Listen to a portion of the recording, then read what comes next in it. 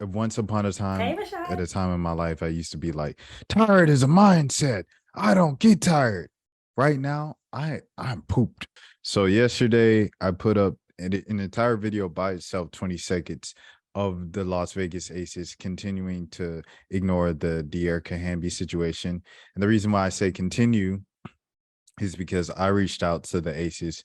That's kind of pulling back the curtain. I reached out to the Aces once the Hamby thing first happened to give them a chance while I was writing on it or whatever for work.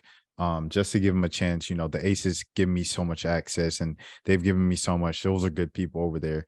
Or I mean, at least the people I've dealt with on the surface level, they've been good people to me. So I was like, okay, it's not fair for me to write this thing that makes their organization look bad, and I didn't even reach out to them and give them a chance to respond to it. So I reached out to them, no response.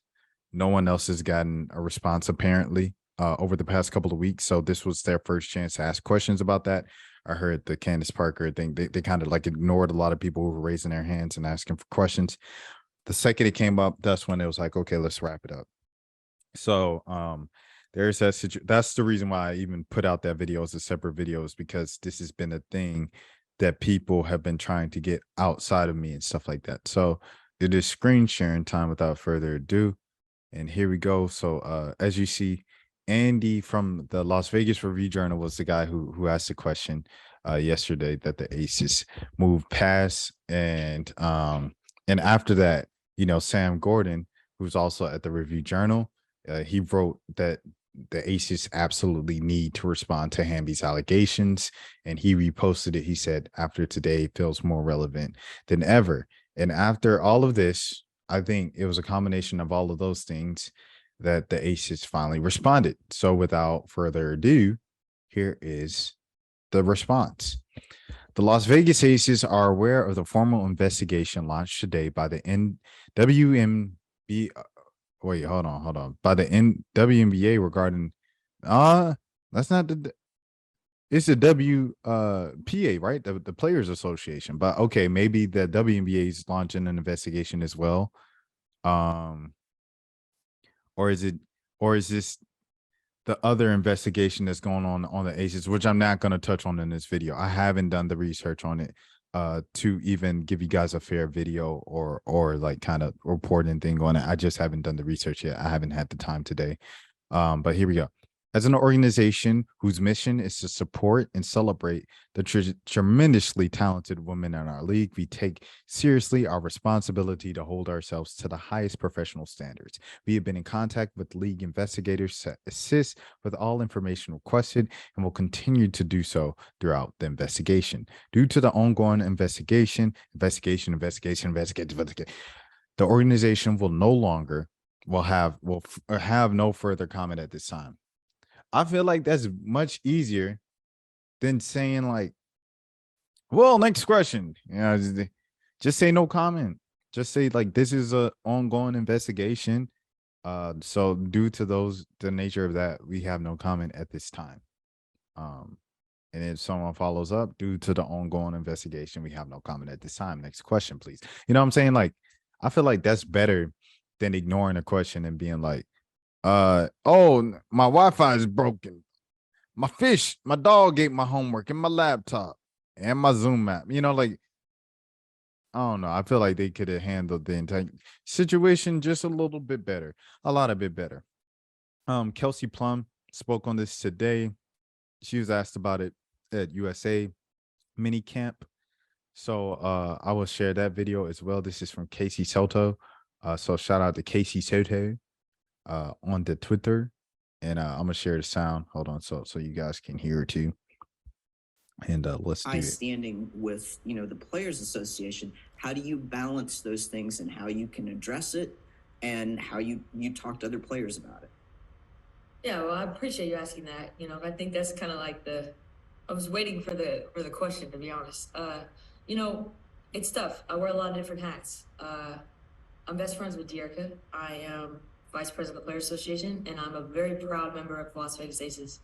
And because the investigation is going on, I can't comment at this time, just based on what's going on. And people have a job to do, and they will do it. And we'll see what happens. But In the meantime, I know that I can continue to support my friend and continue to be a proud member of the Aces and do my job as a VP. You know, there are different hats to wear, and I feel like I wear them all. And you know, we don't get it right every day, but I am proud of. I feel like what I've been able to do in this moment, and what I'll continue to do.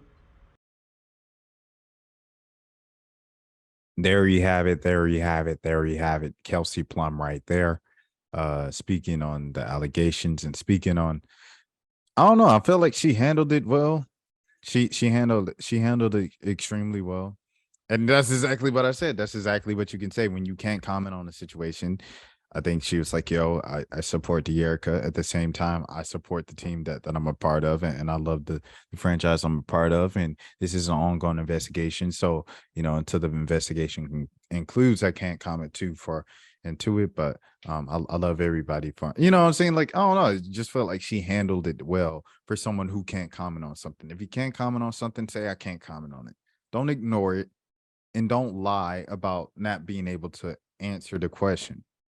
You know what I'm saying? So, um, but the Aces finally put out a statement, and it is my fair kind of like journalistic integrity thing. Like, if I'm gonna put out an entire video about like the Aces still aren't answering questions about the Dearica Hamby, I feel like the next day when they do put out something about the Dearica Hamby, I feel like it's appropriate to be like, hey, the Aces put out something about Dearica Hamby. Whether you agree with it or not, whether you think it was good enough or not, that doesn't matter, in my opinion. I think what matters is the fact that you report that, hey, they said something. That was a little journalism one. Then, I'm dropping some nuggets because, like, it costs thousands of dollars to take college courses just to hear that. And people always talk about you don't need college if you're going to be a creative. That's a whole nother video and discussion. But yeah, my name is Rashad Milligan. I hope you all take care and have a great night. Have a great morning. Have a great afternoon. Whenever you're watching this, this is the road to 5K subs. Into the next. Should I do the draft? Should I look at the mock draft? Joel sent me this earlier today. Shout out to Joel. He sent me the latest mock draft. I'll look at that since I'm on here. Why not? This is from the great M.A. Vobel. Hall of Famer, by the way. Congratulations to M.A. Always got to shout them out when I come across the name and stuff like that. Hall of Famer as a writer. It's crazy. Number 1, Indiana Fever, Leah Boston. No surprise there. Number 2, Haley Jones, Minnesota. To me, this is no surprise, but a lot of people are pointing out, I'm saying, that they think her stock should drop because, as you see here, she's shooting 3 of 28 from 3 this season and 23 of 101 in her career. And when you have gals like Rickea Jackson and Diamond Miller right behind you, it's very easy to see them hop her at that number 2 spot. So number 3, speaking of Diamond Miller, bro, Diamond Miller is a 6'3" guard, bro. I was watching the Iowa game the other night when I was trying to watch the LSU Georgia, the ending of that.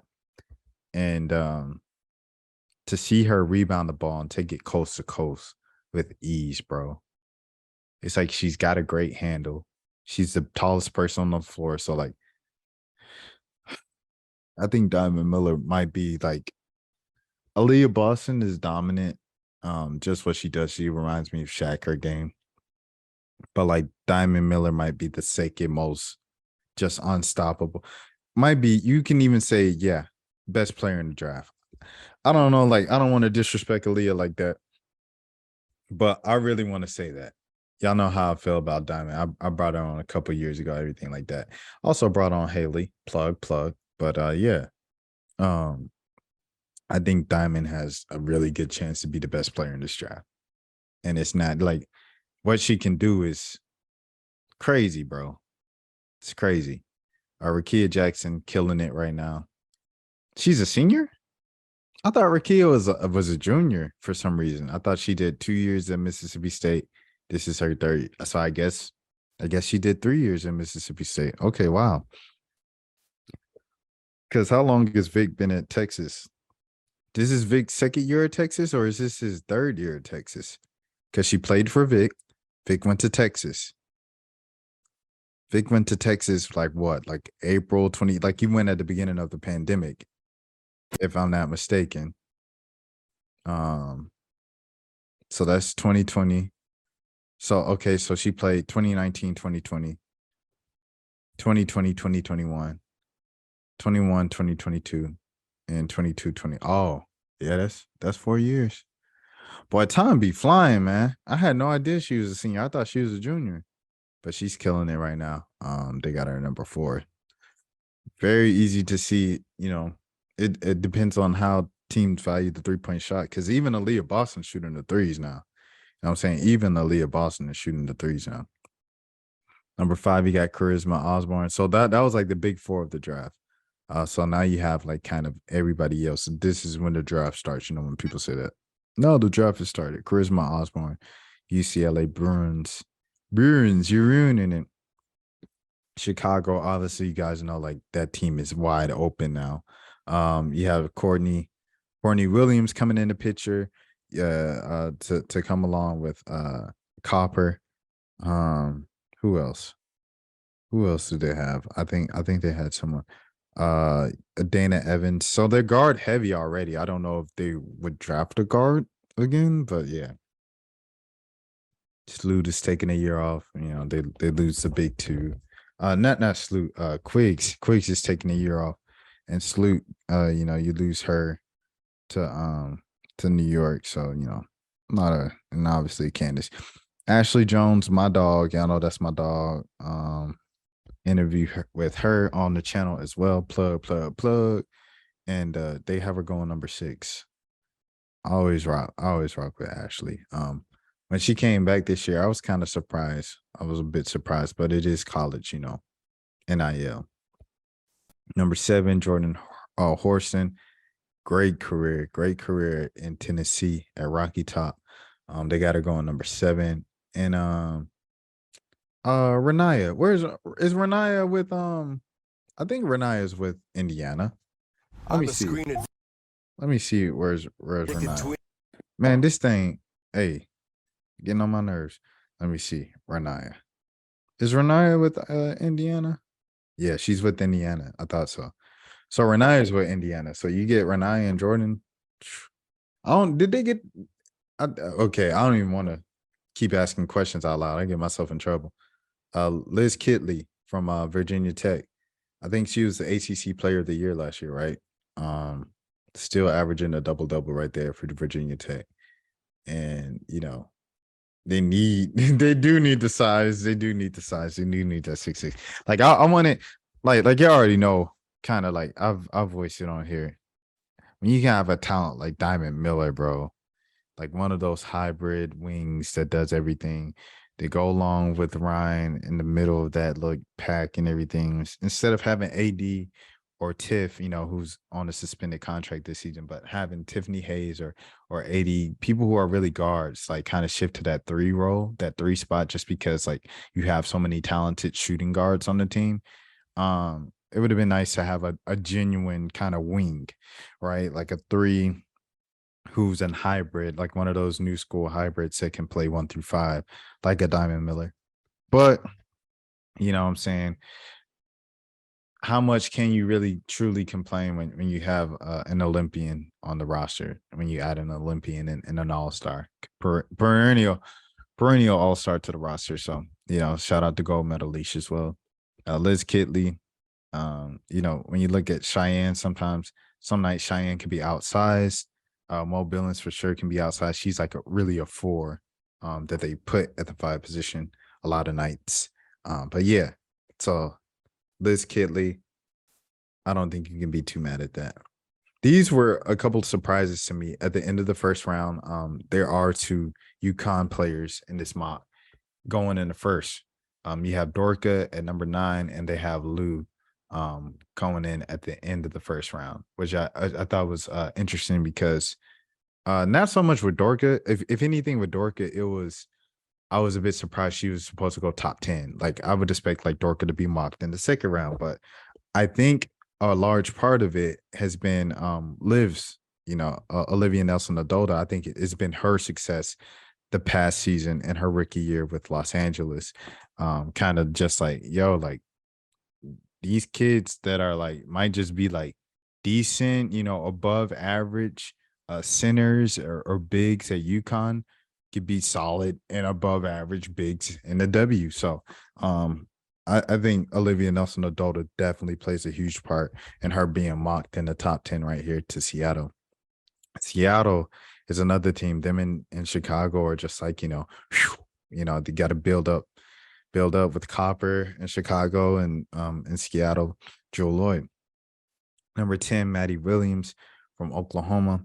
Once again, shout out to Taylor Robinson, setting the record for 3-pointers. Let me see. Taylor, let me see for Maddie.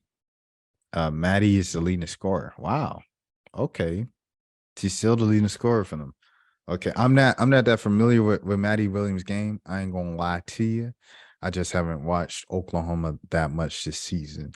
And I'm not gonna lie to y'all about that.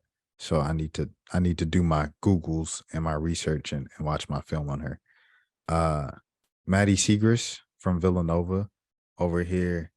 Or Sigris. I'm sorry about your last name, Maddie, from Villanova. I haven't played I haven't watched Villanova that much this year. I think I've seen wait, hold on. I definitely think I've seen her graphics before.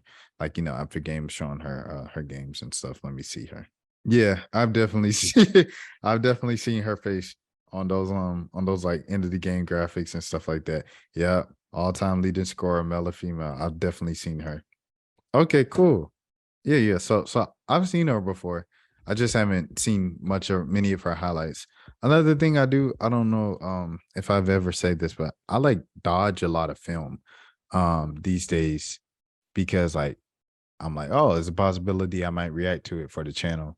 So it's like I wouldn't say a lot, but I would definitely be watching a lot more players and a lot more teams and a lot more things. If it wasn't kind of for the YouTube, which is like a double-edged sword because it's like you need to for YouTube. So it's like sometimes, a lot of times, especially lately this season, I've been like a little more lenient on just watching stuff on my own time and watching it if I'm out and the game's playing on TV. I'm going on a tangent right now that you guys do not care about. And to end the first round is Lou right there in Minnesota. So Lou climbing all the way into the first round, I definitely think that's something worthy of note. Like I said, but she's played amazing, especially as a scorer this season. That's kind of like her bag, but she can dribble the basketball too, man. She's quick, makes quick decisions on offense, and I like her game offensively. Yeah, that's the WNBA mock from M.A. Vopel, the Hall of Famer themselves. Joel sent that to me, so shout out to Joel for sending that through earlier. I'm not going to talk about the Don Staley Gino back and forth about the physicality and fouls or whatever. I also haven't just listened to every single thing they said to even give that a fair perspective. So I'm not going to do you guys like that. Name's Rashad Milligan. This is the road to 5K subs if you are new to the channel. And yeah, I appreciate you guys so much. Thank you for listening to my kind of like bit tired rant. Peace. I had good times. It outweighed the bad times.